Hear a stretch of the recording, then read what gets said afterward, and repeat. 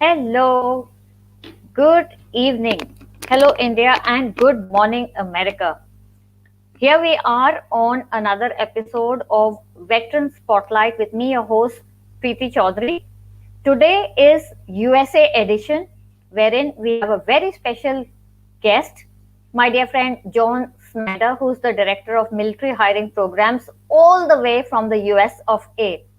So let's get this conversation started. I'm sure it will be an enlightening and amazingly insightful conversation. But before that, we have to have John into the stream. So let's have him right here with us. Hello, John. Good morning. How are you today? Good evening. I'm well. Thank you very much. I hope that you're doing well as too. I am very well. Thank you so much. And it is always a pleasure hosting you here. I am looking forward to an amazingly insightful session today, John. Especially so because in this special USA edition, what we are trying to achieve is to draw parallels between the veteran integration projects of how they are done in the US and in their nascency in this country, my dear, beautiful, incredible India. What we are trying to achieve is to learn from you folks because you have a very robust and absolutely amazing veteran integration process over there, and you do a lot in terms of the government, the private companies, and also the veterans themselves. It's sort of each one doing their bit to make it all happen. And so it is my honor and an extreme pleasure to host you here today. Let's get the conversation started. It will be more of a sort of a conversation and interactive session. So, a couple of quick reminders for the audience. If you don't ask, we will not know of any questions. So, please keep those questions and comments coming into the chat section or the comment section of this Veteran Spotlight USA edition at the bottom of the chat screen. Make sure that you're putting down your LinkedIn profile so people can connect with each other. Put out the questions for John. John is easily and readily available on LinkedIn. Look him up, send him a connection request. Get all those conversations and dialogues going in the chat section. You've been warned. Let's get this conversation started. So, welcome again, John. Couple of quick things. Please set the context for me. You are a veteran. You have been in the U.S. Army for a while now. Just take us through the nuances of what it means to be in the U.S. forces. What have you done in that career? And then that will sort of bring me to your little transition piece. And beyond that, in the last year or so, what is it that you've exactly been doing? But let's get started first of all with your sort of while you were still serving, those kind of experiences. Over to you. Thank you. Absolutely. So, um, like most of the American military, um, I joined the Army when when I was 19 years old. I had actually graduated from high school, went to university for a year, and kind of struggled personally with um, really being driven towards an educational goal, and so I decided to join the Army um, to kind of take a break from education, get a skill, and then come back after my enlistment. So I did that. I served for 4 years. I was trained and worked as a tank mechanic, and then left the Army. And that is the way that most of the Army serves. uh, Really, about 73% of people that join the military only serve one tour. So I was the normal, and I left, came back to the civilian sector, came back to the same job that I went to, or that I was working in before I joined the Army, building houses, and then uh, got up the nerve to go back to college. And so while I was at college, the officer training program at the university that I was going to recruited me again. And what the one thing that I found when I was serving and didn't realize until I left was that the military is not an easy lifestyle. It's not. It's not. The job isn't something that a lot of people would would necessarily aspire to do when they actually get into it. Um, but the people that I was surrounded with really is what drew me back. So I completed my degree program and was commissioned as an officer back into the Army. And once I was an officer, I served as a tanker, and an infantryman. And then I finally finished up my career after about 30 years working in human resources for the Army.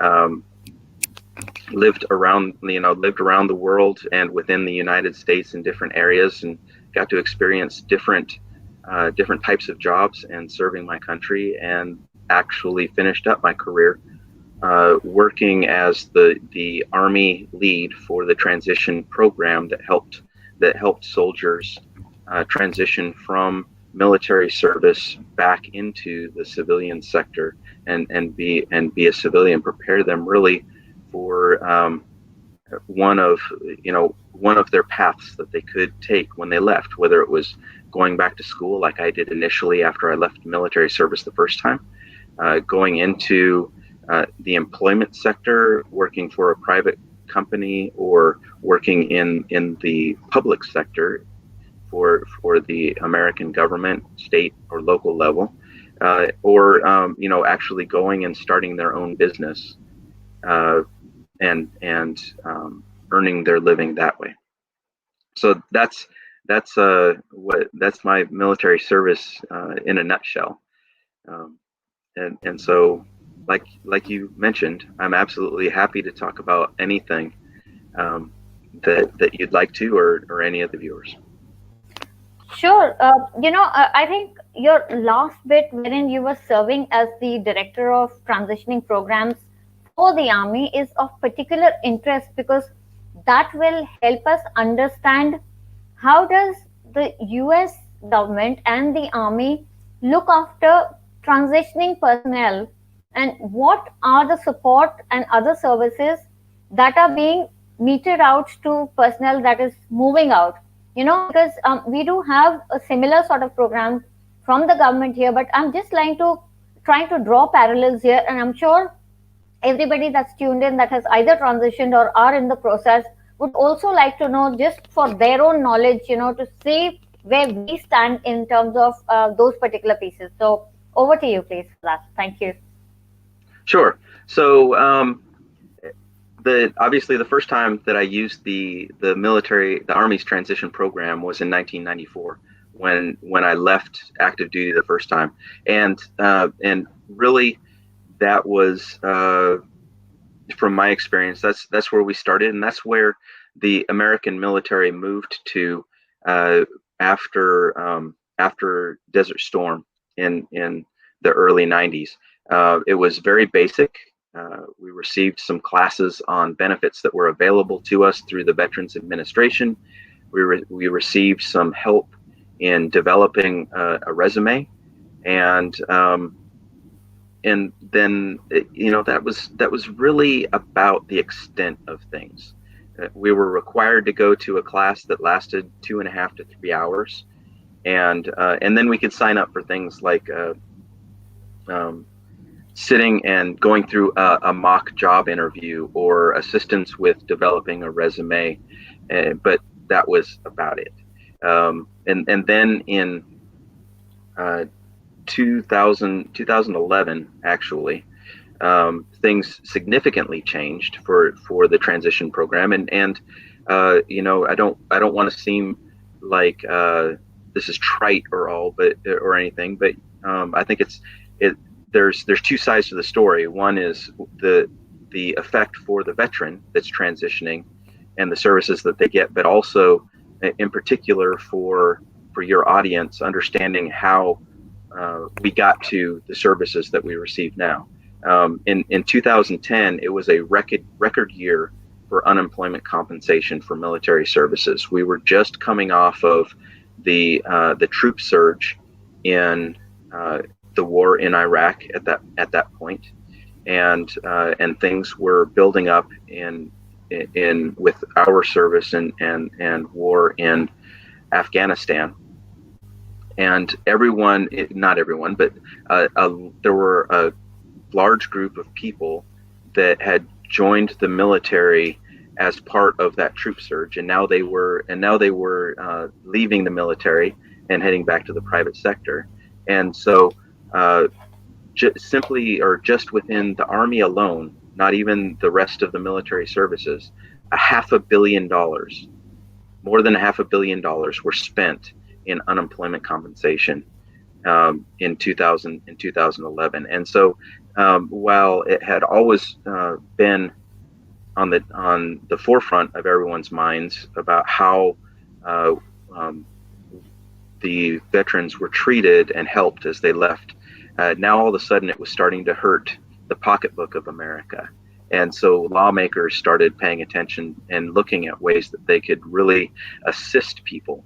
So we started in 2011, 2012 with the Veterans Opportunity to Work, which changed the transition services that had been provided from really what I experienced in 1994. It was the same for nearly 20 years up to that point. And then all of a sudden, from 3 hours, we went to an entire week of classes, and we partnered with the American Department of Labor to really get after hiring trends, looking at where making sure that veterans that were transitioning were actually trying to go into jobs and careers in the private sector that businesses were hiring for, and then also trying to help and make sure that veterans were educated if they wanted to go back to school, the best way to do that,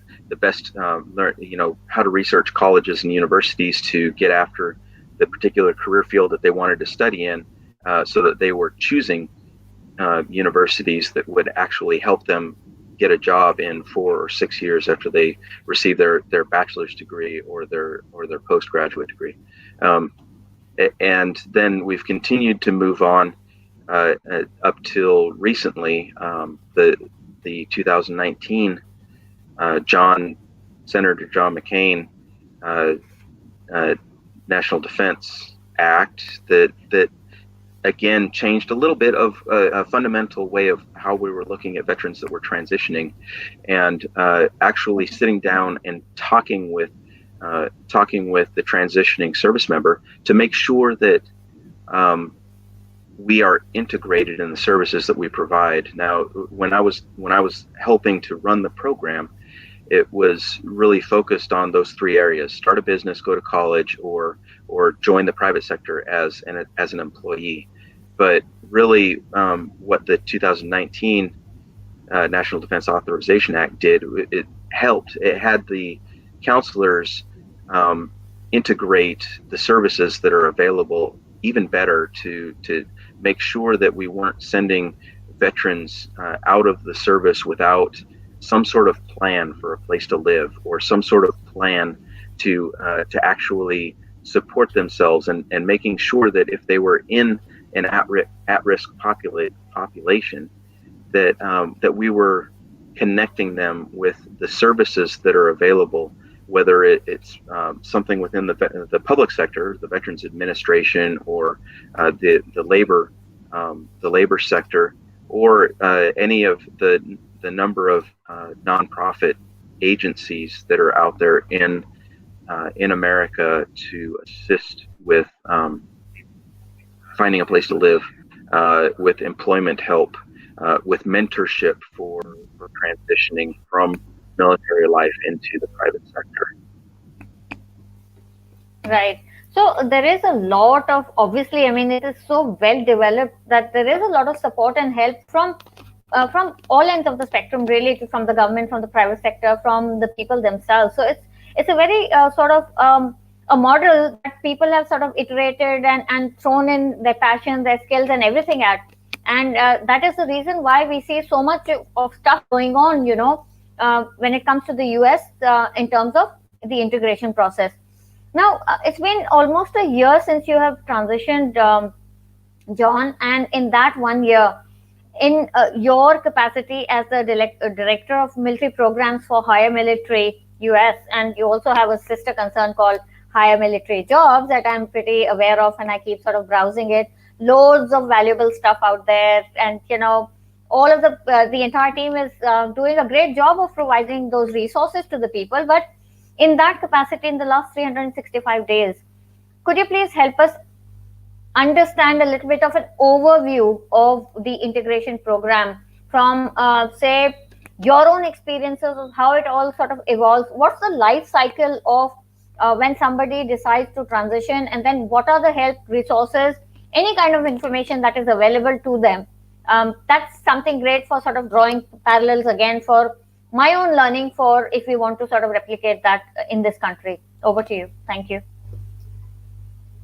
Sure, and please wrap back around and ask other questions if I kind of breeze over something that's of interest.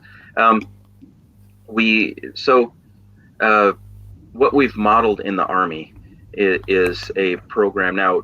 Like I mentioned, the 2019 law that went into place that requires the commanders within military units to make sure that their soldiers, sailors, airmen, Marines, and it also includes our Coast Guard, which for those that know about that, they have an interesting relationship with the military. They are a military service, however, in most of their capacity, they fall underneath our Homeland Security Department, and it's only in certain circumstances that they fall within our Defense Department. So that's interesting. Up until last year, really, people were only required to get into the transition program 90 days before they separated. Now, they are mandated by national law that they have to send their people to start the transition program at least a year prior to their transition.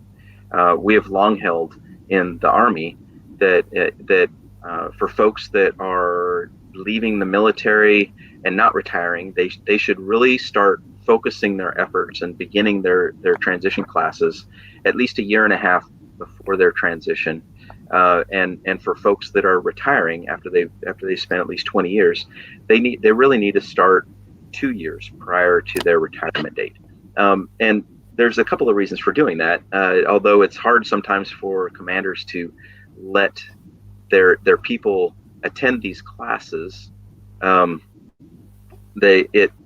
when they start so early, it allows them to space those classes out, make the classes more useful for them when they need to. For instance, it's much better to learn how to write a resume earlier in the transition process, somewhere around 12 months before they transition. But you don't need to actually start getting into the interview and job market until 3 to 6 months prior to your transition, because honestly, companies don't want to consider you and may not have a position for you at a year prior to your transition. But as we all know, the private sector hiring process can be anything from very quick to a few months to really get people funneled into the correct job for their skill set. So that's one of the reasons why we've really expanded the time process, or when service members should start the transition program. But the other thing that the military has done is develop something called the military life cycle, and it starts from the time someone begins the recruitment process before they've even joined the military, and it continues until their transition from the military and beyond. And there's a number of tasks. It's not just transition related, but it's really designed to help bring people into the military, develop a sense of belonging, that lasts not only as they become part of the team in the military, but beyond that, because um, it, within the all volunteer force, quite a bit of what we need in the military is John and Jane that have served in the Army or the Air Force or whatever service, when they are talking to the people that live next door to them, or to their children that are just graduating from high school, is to talk about things like, hey, I was in the Army and it really wasn't an easy job, but this is what it did for me, and this is what it can do for you. It provided me a skill. It provided me with means to go to university after I left the military, because my family didn't have the means to send me to university, or I wanted that was something that I wanted to be able to do for myself, rather than my parents providing for me, or I didn't want to go into a whole bunch of debt to try and get a degree. So it, we really focus on that, and as part of that military life cycle, we've started building in now, particularly with the talent acquisition model that the military is trying to go to, and to promote the best and brightest ahead of the timelines that are laid out for us.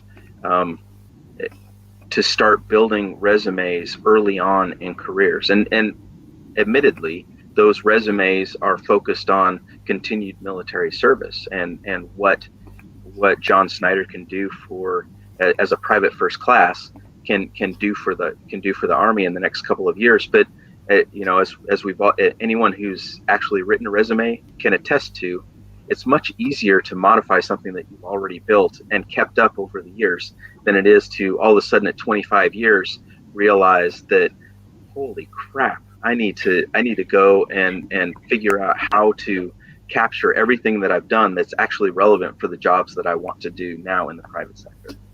So I hope that kind of ran through the model that you were asking about. You absolutely did. And we have our first audience question. And this is from a serving member right now. His name is Rajiv, and he says, what was that one or two biggest reasons which made veteran hiring happen in corporate America? And how do you see a similar democracy? And how you see a similar democracy can make it happen, essentially? I think it's a very important question because this is exactly the crux of the conversation we are also trying to arrive at. So over to you, John. Thank you. So that's a great question. I think it's a confluence of a number of different matters that came to a head, and things like all change. It's painful, right? Or it can be painful, and sometimes that's just in a metaphorical sense. But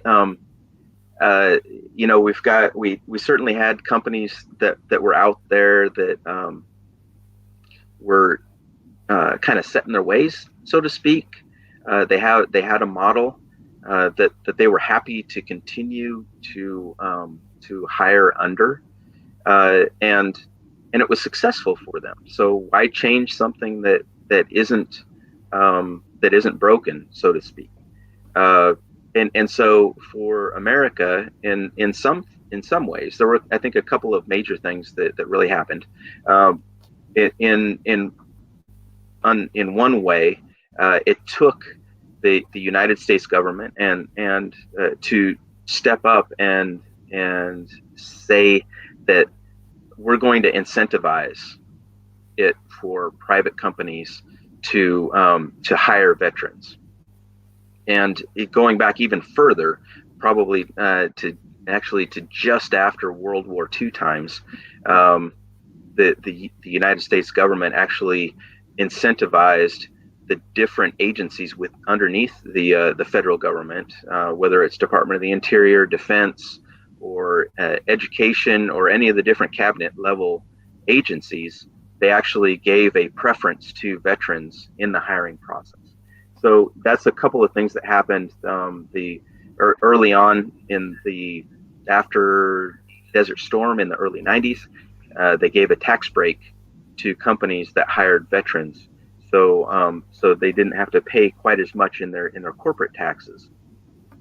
And then continuing on to what I talked about earlier in 2011, after all of the unemployment compensation issues, where I said it was $500 million for the Army alone. It was actually nearing $1 billion for all of the military services. So uh, that was part of it. The other part of things that I think you're seeing in India right now is as veterans are moving into the workforce, they were always providing a great service or job to those companies that they were moving into. But if I understand, some of the interviews that I watched with you before, it was one of those things where you would transition from the Indian military, move into the private sector, and kind of kept your nose down, and you know had the initiative and the leadership and other qualities that were trained in the military, and helped the veterans to excel in the military, also helped them to excel in the private sector. But there wasn't really any I guess publicity isn't quite the right term, but people didn't really say or make it known that, hey, I'm a veteran, and I learned a lot of these qualities while I was serving within the Ministry of Defense. And to some extent, particularly leaving the Vietnam War era for the American military, we ran into the same thing, because there was a huge, bitter taste within the American public after that, and it's taken generations to try and get beyond that. But within the American military, for really the last 20 years or so, it's been a growing movement that people have served. They're proud of their service. They've moved into the private sector, and they haven't been quiet about the service that they performed for the American military. And so quietly, employers are learning that this is a valid and valued source of talent for their companies. And like everything with momentum, right? It takes a long time to get that stone moving, but once you get it moving, it builds up that momentum, and it makes it a lot easier. And I think that's some of the same thing that you are seeing, and the military within India is starting to see now, as veterans are starting to speak up, starting to really talk and move into positions within their companies that perform hiring functions, and can have that peer conversation with hiring managers about helping to translate what military service really means for their company in the private sector, and how it's not all about just picking up a rifle that has a bayonet on the end and running up the hill. It's about that leadership. It's about that teamwork. It's about that self motivation, and the ability to build consensus, and really be a leader, a peer leader, and follow direction when it's time to follow direction. Absolutely. And John, here something comes into my mind. I see a lot of visible and vocal veterans from the US.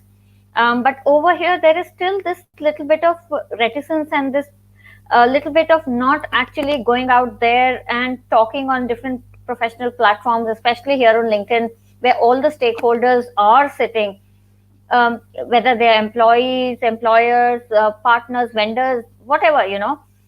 From your own experience, does it put pay to be out there talking about what one has been doing and cross leveraging those skills, reaching out to recruiters, managers? What is your take on all of this, please? And your experience from the US veteran side as well. Yeah. So so I left. I was in the Army for a long time, and I've had a LinkedIn profile for probably 15, 18 years.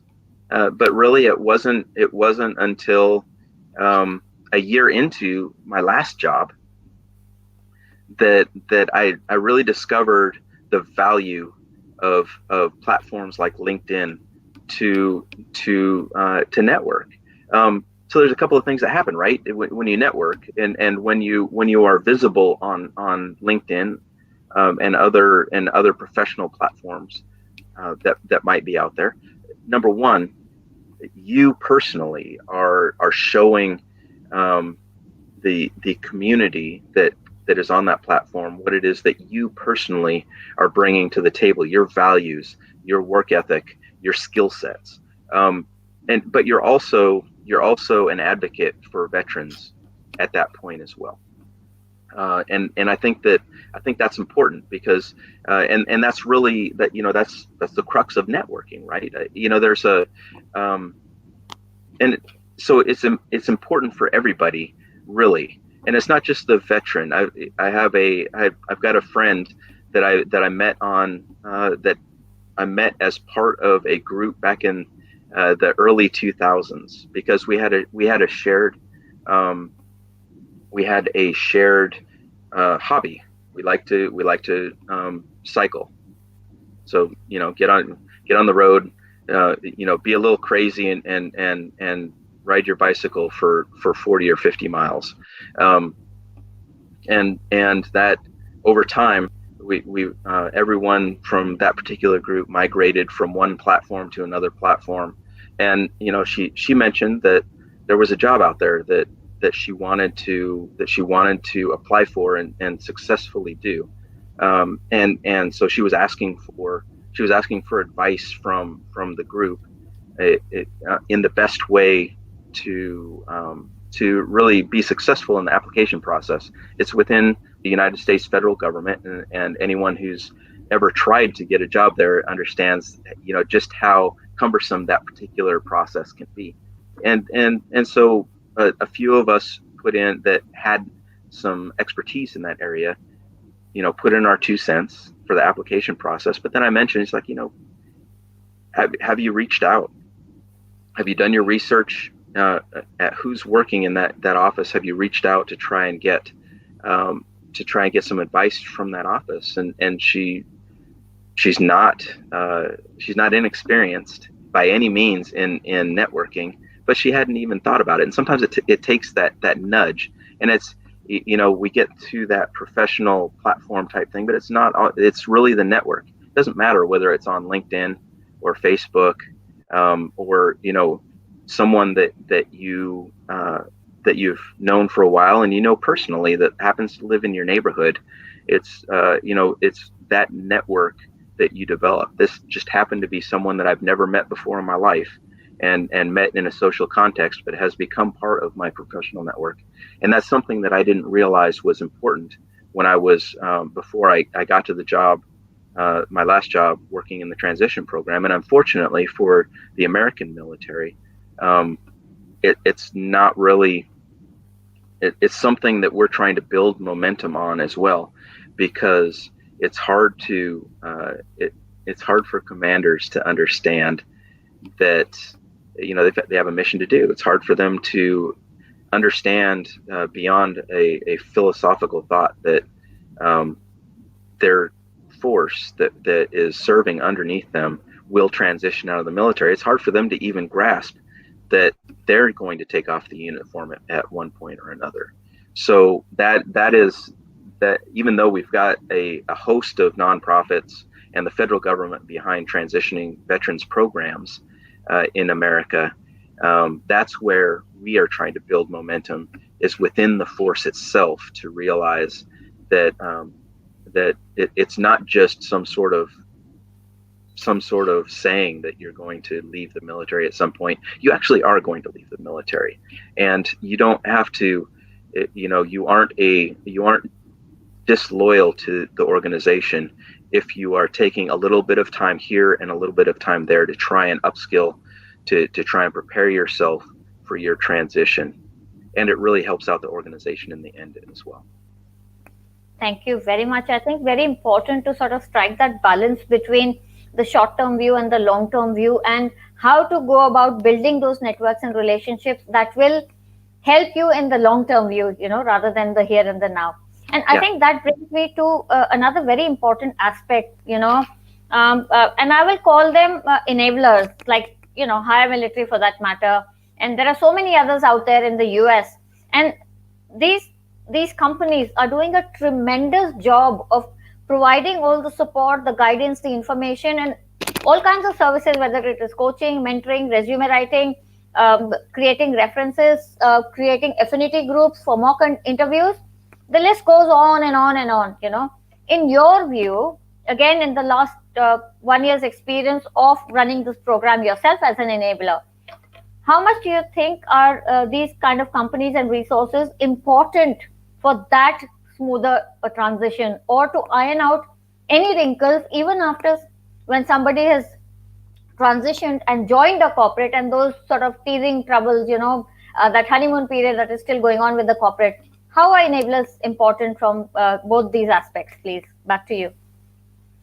So I mean, from different angles, it's important. Uh, obviously, when people leave the military, um, they want to have employment that is going to provide for provide for them, both monetarily and their family, of course, but also to provide um, employment in something that makes them feel valued, that really speaks to um, their thought process, their soul that's within them. Um, it, it, at least in my experience, uh, I spent a long time doing some jobs that there were aspects that I enjoyed or that I thought were important, but they weren't necessarily jobs that really made me happy. So it's that meaningful employment that when someone is leaving military service, that I think is important. I know it's important to me, and that's really why I'm happy with the home that I've found within higher military.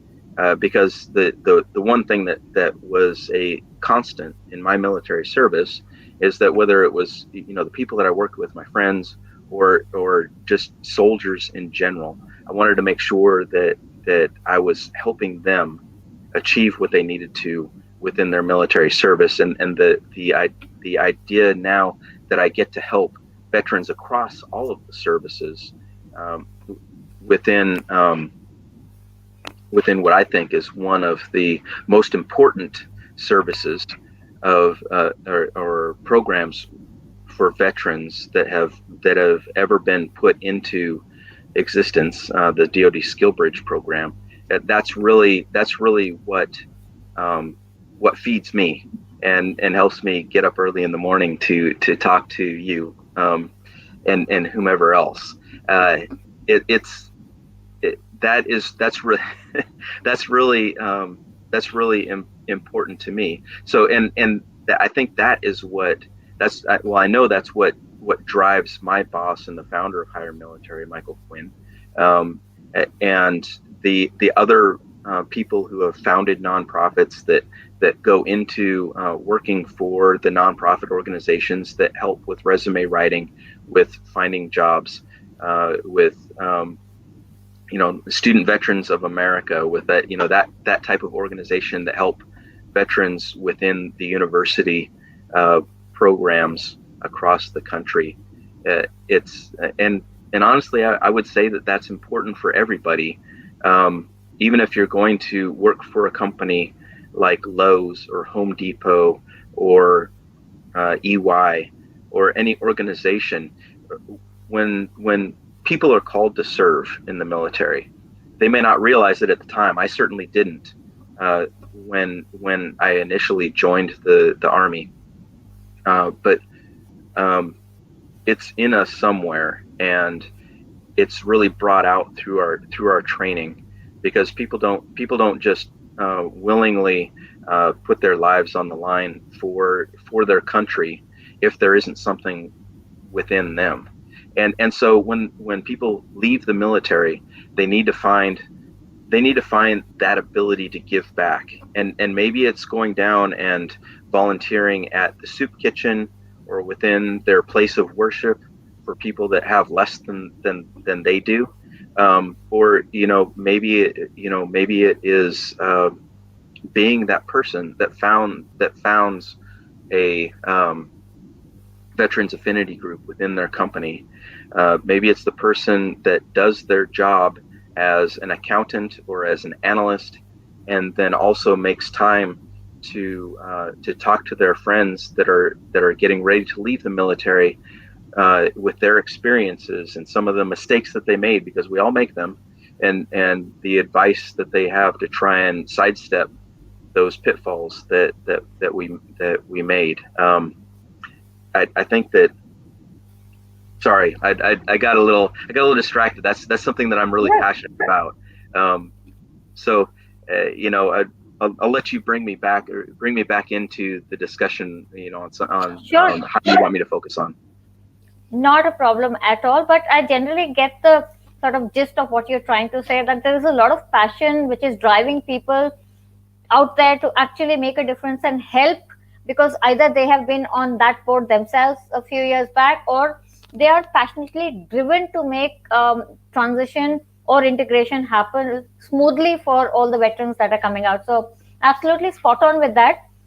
That brings me to the next thing, John, and this question of, does being from the forces already entitle you to some jobs, or is it okay to go with this mindset that, I am from the forces and I will be accepted with open arms, or is it a myth? What are your thoughts around this? Um, that's that can be a tough one. I think the first thing that that people that are leaving the military, soon to be veterans, need to wrap their head around and think about it is that it really is a career change. Even if you are coming from a job within the military that has a private sector counterpart, like for me, human resources, um, it's still it is still a change in career field, because there are absolutely differences. You could be in supply chain logistics in the military, and how you get a trackpad for a tank from point A to point B is absolutely going to be different than how you in the private sector, than it is within the military, because you have different factors to consider. So that's the first thing that veterans, soon to be veterans, need to wrap their head around and start thinking about. And I think that's an important concept, because as someone gets ready to transition, they also need to get into their head that it's not, there will be all sorts of people in the private sector and in your life socially that are going to say thank you for serving in the military. But that's about it, right? I mean, no one owes you anything, except perhaps for your government, which in my case, pays me a pension because I retired from the military. But my boss certainly didn't owe me anything simply because I was a veteran. It was, and anyone else that's going to hire me, or anyone else that's going to hire a veteran coming out of the Indian military. It's the skill sets and the drive and passion and the willingness to learn the skills the new skills for the private sector that I needed, that really ended up enticing my boss, and it's going to end up enticing any veterans, any person that's going to end up hiring them. So don't discount your service, but realize that the hard work that you put in to be successful in the military is something that you're going to have to do again. Absolutely. You bang on over there. I mean, it's not basically pure entitlement, or for that matter, because someone has been into the forces that they can sort of parallelly move into the corporate sector. No, Mhm. it's always, it's a clean slate, and they need to start right from the bottom and reach wherever, they need to be in their sort of corporate career progression. That sort of brings me to another thing, and there is a question out here which I will be asking as a sort of a closing comment, because I also have a few things in my mind, and these two things sort of tie together. But before that, what I need to sort of ask you is, there are many big Indian companies who are sort of multinationals and everything else. And Yep. why I'm mentioning them is because various US corporations who have Indian subsidiaries are already onto the veteran hiring journey. And their Indian subsidiaries also, in a small sort of, in their own small way, they have also charted or started into that journey. But there are many Indian, big to medium corporations that are not looking at this talent pool. What is it that you would like to tell them? And I would really like them to know this, as to make a business case for why should they be looking at veterans as a talent pool. What is it that the veterans can bring to the table to enhance their business continuity processes and things? Why should they hire or look at hiring veterans at all, John? Back to you. So, from a corporate perspective, it's all about making money, right? If you don't have a viable business model, your company's not going to remain in business, and you haven't, whether it's a privately held company or it's a publicly held company, um, the you're not making money for the owners or the stockholders or whatever the case is. So, what I think that the business case is that when that not everybody is able to serve, and there are um, there are incredible talent pools across all segments of society. However, when you look at the veteran population, you're, at least within, you are looking at a group of people who have a little bit more motivation, that have learned to work within teams and lead teams. We think about the military as kind of being this regimented uh, organization, and in some ways it is, but the military also teaches initiative. It teaches creativity, because even though we may be regimented in our problem solving process and developing an initial plan, the military is extremely adept at at being creative to overcome problems once you put that plan into action. And anyone who's been in business or in the military realizes that any plan is only good until you actually put it into execution, because there's always going to be problems that happen once you start that. And you know the military trains people to be creative in that process. So a little bit of initiative, they've got that motivation to serve. From a bottom line perspective, at least within the United States, health insurance is a big thing, and it's a big thing for employers, because personnel costs are the largest uh, cost within business itself. So generally speaking, veterans are a little bit healthier than the average member of society. So that helps bring that particular cost down a little bit. Um, it's those things, I think, that really make the business case for not discounting the veteran population, not asking for any handouts or any sort of charity, asking to recognize the qualities that are in the veteran talent pool, and give veterans an interview, and give veterans the chance to show the company why it is. Um, what the business case is, because the business case really is, we are going to help the company be successful and profitable.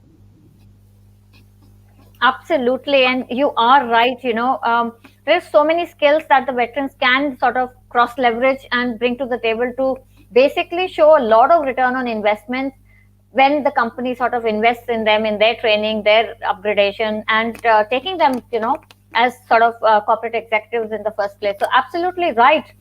And there is another question right here. Mm-hmm. Basically, Kanishka is asking, how does one fight the age issue block while hiring a veteran?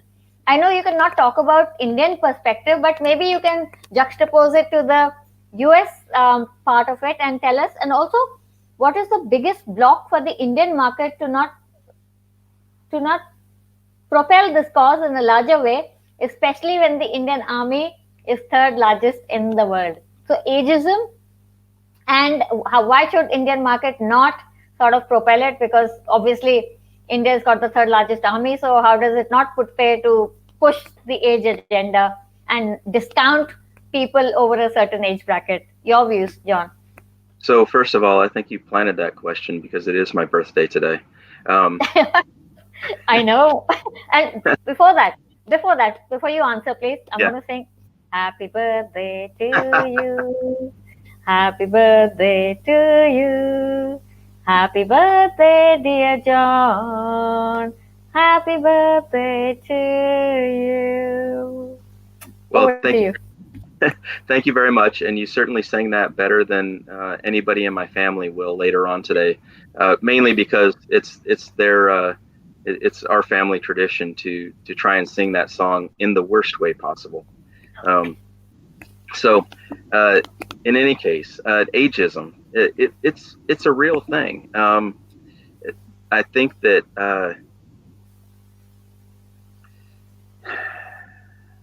And it's not just it's, at least in America, it's not just a veteran problem. It's a problem across the workforce.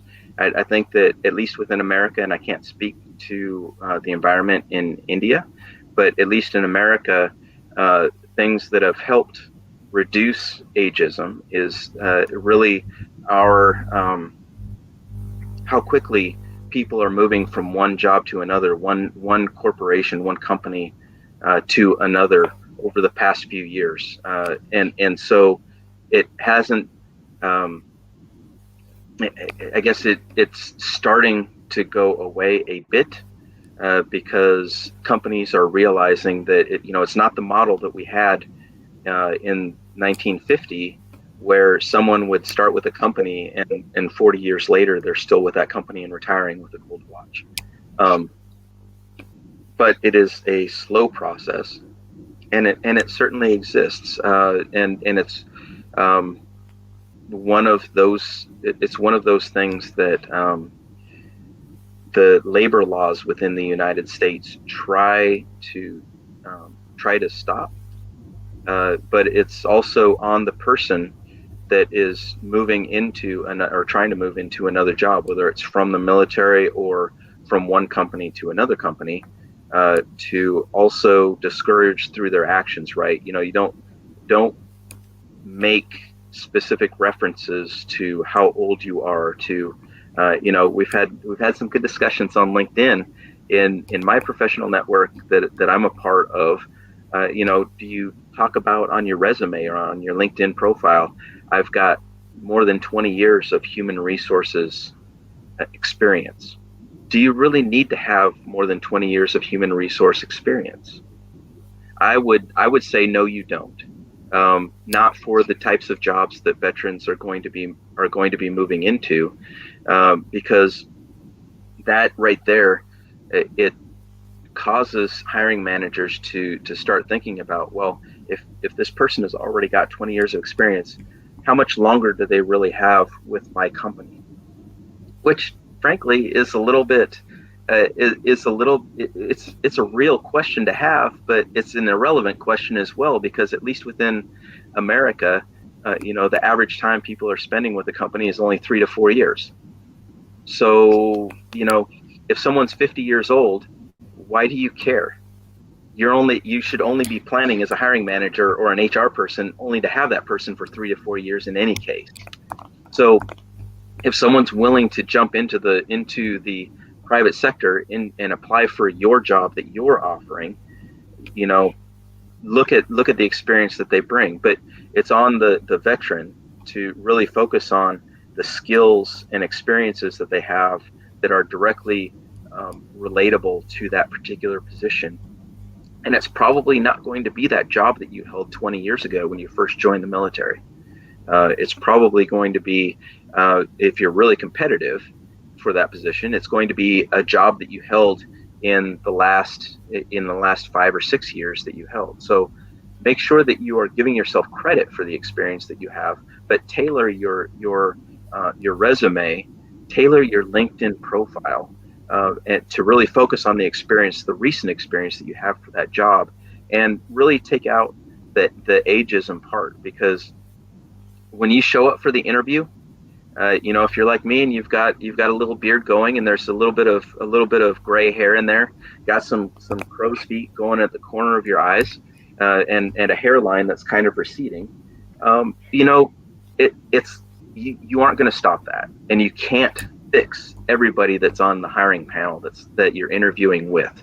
But what you can do is take your age out of the hiring process up to the interview and get your foot in the door. And then when you show up at the interview, make people forget, based on your experience and how you tell your story and how you interview, the fact that you've got a little bit of gray hair right here. So that's it. All we can do is generationally try and show that people are staying in the workforce longer, and we are, as we get older, we're bringing some valuable experience. And kind of like hiring veterans in general, it's a momentum thing that we all have to do to try and break that down. And unfortunately, it's hard. And unfortunately, there's a lot of us that are trying to break through that sentiment. But you know what? We all have to do it. We all have our part to do that. And there's a lot of other things that people need to people have already done. So whether it's women in the C-suite or people of color in the leadership positions within corporations, we all have, or it's just folks that are, hate to say it, old, that are still giving back to the private sector. We all have our part. Absolutely. No, you're right. It is basically up to us how we sort of get that initial foot in the door. And then, as you say, it's all about your story. That should actually, and that invariably matters in any case, John. So you're bang on over there. One other thing I wanted to talk about, this whole sort of journey. I know there are ups and downs, and especially in the year of 2020 has been more downs than ups. And now with the upcoming sort of holiday season, it's a lot of sort of lonely journey and PTSD and whole kinds of bunch of sort of sinister thoughts that are going into people's mind. And I know America as a country is doing a lot of conversation, a lot of corrective action, and creating a lot of awareness around this aspect. What are your thoughts, and how does one cope with these dark thoughts that sort of come to people at times? And that's not just veterans, it is society as a whole, because we've all been collectively through a disaster and once in a sort of century situation, and on top of that there's this end of the year and a big 20-25 day holiday looming up. How does one cope? Yeah, so you bring up a good point. Stereotypically, people and in America's case, it's fueled by Hollywood and what we see on TV and movies and things like that. They kind of equate PTSD with military service. But the fact of the matter is there's vastly more people in everyday life that have PTSD than folks that have served in the military. It is a problem. and within people who have served in the military. But it's a problem because of violent acts that people have seen or been a part of, just like people in society who have unfortunately had to go through violent acts in their life as well. So um, so there is that stereotype that we're fighting through. But um, I guess what I would like to say is, for anybody, um, if there is something going on in your life that is bringing you down, and for it's kind of strange that within the holiday times, within America and other places around the world that are supposed to be a joyous time, it turns out to bring people down because for whatever reason they think their life isn't where it should be. Um, Remember that there's a few billion people on the planet, and statistically, there's many people that have gone through the same thing that you're going through and have survived and have done well for themselves. Doesn't mean it's easy, just means that someone else is out there. You're not unique in that aspect. And so someone has found the path to success from wherever it is that you're sitting. That's the first thing. The second thing is, take a breath. Just stop for a second. Take a deep breath and realize that there are people that are out there that are willing to talk with you. Um, there are certainly agencies within the United States. I hope hopefully there are as well within India. But you know what? Those are people that are willing to talk with you. But in reality, uh, we've had people that we've made friends with, that we've established a rapport with.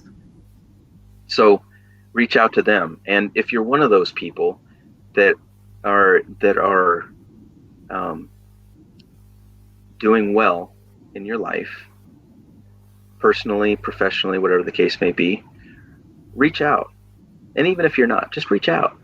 Pick up the phone, write an email, reach out to somebody that you've served with, that you've worked with in the past. Maybe you haven't talked with them in a little bit. And you never know what small act happens at the right time in someone else's life. So 2020 has been a challenge, right? It really has for a lot of people, but it's also been a fantastic year from the aspect that, you know what, we've made it through. This is the end of the year, and there will certainly be challenges in the future, but remember that we've made it through, that there have been happy times in the year. Don't let the pandemic or having to be socially distant or whatever the case is really drive your life. And I'm out here, so everyone who's watching, you've got my LinkedIn profile. I know Preeti put it up on the there you go, put it up on the screen. Reach out, send a note, tell me if things aren't going exactly as you plan. I'm happy to talk to anybody. Brilliant. It is correct. Anybody feeling anything, I think the best they can do for themselves is actually to reach out to people. It doesn't matter, it's always good to talk to someone and then sort of let go of all your pent up emotions. It could be a very small thing that is bothering you, and sometimes an added or a different perspective is actually the trick that sort of makes it all happen. So you're absolutely right. And that brings me to the last question of this conversation today. And that is coming in from that service member as well, again, Rajiv Sharma, who is on the way out now. Yeah. And he says, any uh, book would you recommend to read on career transition? Along with that, he had also asked about 5 top things you would advise for soon to be veterans to execute before they come out. So maybe a combination of both, along with my question was also top advice for veterans in general. So maybe, top 5 things for transitioning veterans, or normally sort of veterans who have transitioned and who are sort of looking at corporate career, along with maybe a book recommendation. Over to you.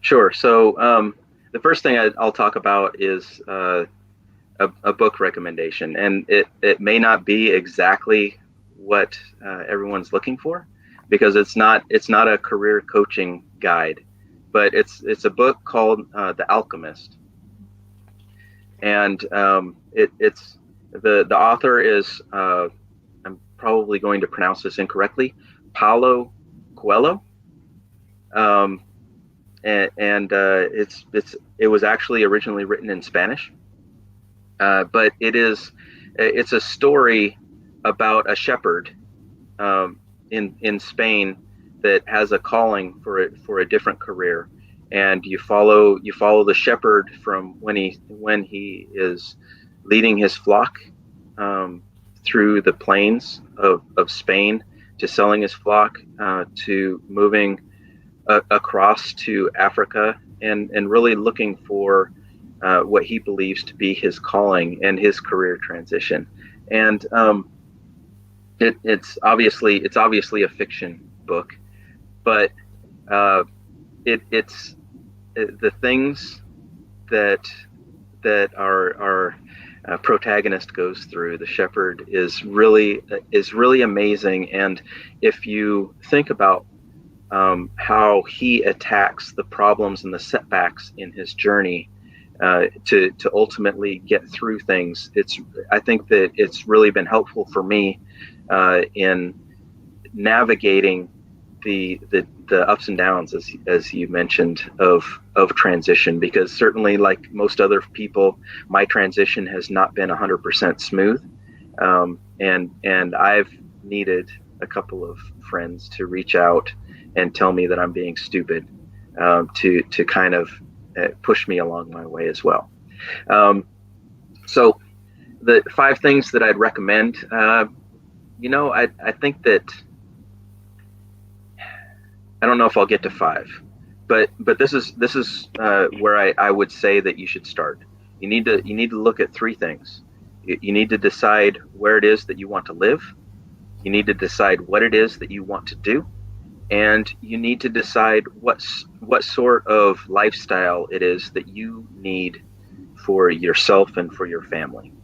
And so the first thing to do is to rank order the things that are those 3 things. What's most important to you? Is a paycheck the most important because of the lifestyle that you're used to or that you want to build?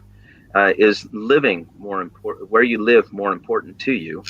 Or is what you do in the private sector the most important thing? Because you may not be able to, you may want to live in a certain place, but that job may not be available for you in that location.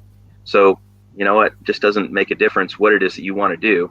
If screwing on caps for toothpaste tubes isn't available for you in Lake Stevens, Washington, then guess what? You're not going to get that job, no matter how much you want to screw caps back on the tops of toothpaste tubes. So once you take a look at that, I think that, and you rank order those things, then you need to get to the question of, how can I execute that transition plan for where I want to live, and that's going to provide me with enough income for myself and my family, and you can work on upskilling to make the skills that you've learned in the military really transition into the civilian sector, whether that's some sort of certification.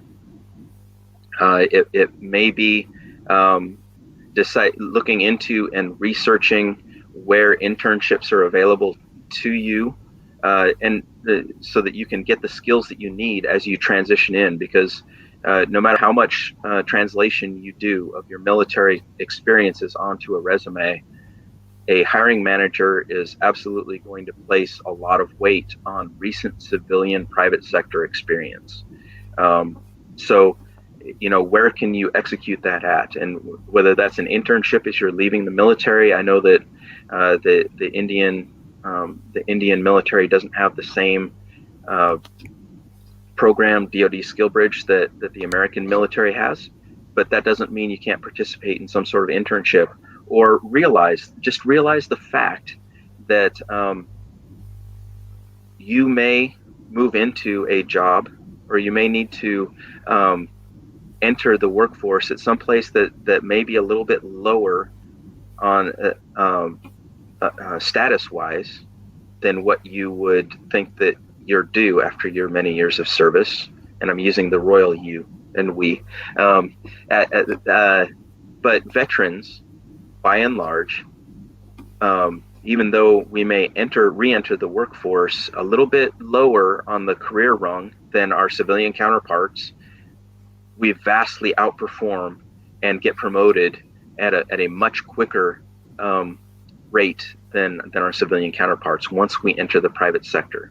So research those internship opportunities, research jobs, and don't just look at careers that are at the quote unquote level you think that you should be employed at, but realize that your path may not be a straight line. And I think that's only four. I apologize for that. So that's okay. I think it's a good food for thought, for all those sort of tips and tricks. And with that, we have come to an end of this amazing conversation. John, anything in parting at all you would like to add or say, or anything, any advice, do's, don'ts, whatever? Maybe some don'ts, couple of don'ts would also help, Yeah. So don't take yourself too seriously. And realize that you're a veteran. You are a veteran. Your service is valued, but the job that you did in the military, or being a soldier or a sailor, is not who you are. So don't tie yourself to a job that you performed. You as an individual are more than that, and frankly that applies to somebody who's a vice president of a major corporation as well. Remember that you are a person, and you're valued, and what you bring to your life, whether it's your family or your job or your church, mosque, synagogue, whatever the case is, you're a part of society, and the world is a better place because of who you are and what you bring to it. Absolutely well said. There could never have been a better sort of, tip right there from you. So with that, thank you. First of all, on your birthday, starting your morning at 7:30 with all of us here. It's absolutely amazing to be able to wish you first thing in the morning, and hoping that you will have a lovely day with your friends, family, food, and all the rest of it. Thank you to the audience for tuning in today for this amazingly insightful Veteran Spotlight by Preeti Chaudhary USA edition with our dear guest and my dear friend John Snyder, all the way from USA, who is the Director of Military Programs of Higher Military. Thank you to Echo Events for this live stream. And until the next edition, it is Preeti and John signing off, asking everyone to be safe, to be well tucked in, have a good holiday season. Thank you, John. My privilege. Thank you very much, Preeti. Thank you, and have a very happy birthday once again.